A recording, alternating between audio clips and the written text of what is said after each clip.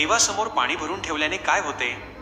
हे फक्त एक रिवाज आहे का, की यामागे काही गूढ आणि शक्तिशाली कारण आहे? व्हिडिओ शेवटपर्यंत नक्की बघा, कारण शेवटी मी एक खास गोष्ट सांगणार आहे जी तुमचं आयुष्य बदलू शकते.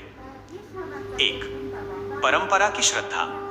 आपल्या हिंदू धर्मात देवासमोर पाणी ठेवणे ही एक जुनी परंपरा आहे. पण ही परंपरा फक्त अंधश्रद्धा नाही. पाणी म्हणजे शुद्धता आणि ऊर्जा. पाणी हे पंचमहाभूतांपैकी एक आहे, वजा जलतत्व.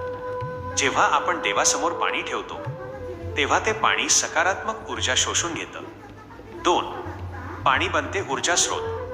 वैज्ञानिकदृष्ट्या देखील पाणी ऊर्जा साठवू शकतं. जेव्हा तुम्ही पूजा करता, मंत्र म्हणता, अगरबत्ती लावता, तेव्हा त्या ठिकाणी सकारात्मक कंपन तयार होतात आणि हे कंपन देवासमोर ठेवलेल्या पाण्यात साठवले जातात. म्हणूनच ते पाणी साधं राहत नाही, ते ऊर्जायुक्त, एनर्जी चार्ज्ड बनतं. 3. ते पाणी पिण्याचे फायदे. खूप लोक पूजा झाल्यानंतर ते पाणी पितात आणि यामागे खूप मोठं कारण आहे. मन शांत होतं, नकारात्मक विचार कमी होतात, शरीराला सकारात्मक ऊर्जा मिळते, आत्मविश्वास वाढतो. हे पाणी म्हणजे एक प्रकारचं आध्यात्मिक औषध आहे. 4. जर पाणी ठेवले नाही तर? आता एक महत्त्वाचा प्रश्न.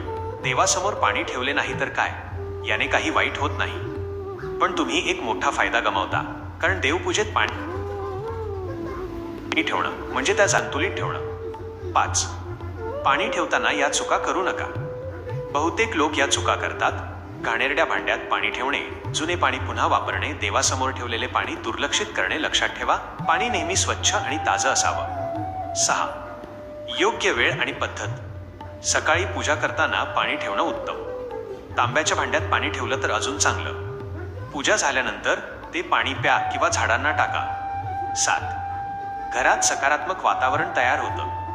देवासमोर पाणी ठेवल्याने घरात शांतता वाढते, तणाव कमी होतो, भांडणं कमी होतात, घरात आनंद आणि समाधान येतं. हे सगळं फक्त एका छोट्या सवयीमुळे. 8. एक खास गोष्ट. जर तुम्ही रोज देवासमोर पाणी ठेवून मनापासून प्रार्थना केली तर हळूहळू तुम्हाला जाणवेल की तुमच्या आयुष्यात सकारात्मक बदल होऊ लागले आहेत. हे काही जादू नाही, ही आहे श्रद्धा आणि ऊर्जा यांची ताकद. आध्यात्मिक संदेश. देवासमोर पाणी ठेवणं ही फक्त परंपरा नाही, ती एक शक्तिशाली आध्यात्मिक प्रक्रिया आहे. आजपासून तुम्ही ही सवय लावा आणि फरक स्वतः अनुभव करा. जर तुम्हाला हा व्हिडिओ आवडला असेल तर लाईक करा, शेअर करा आणि चॅनलला सबस्क्राईब करायला विसरू नका.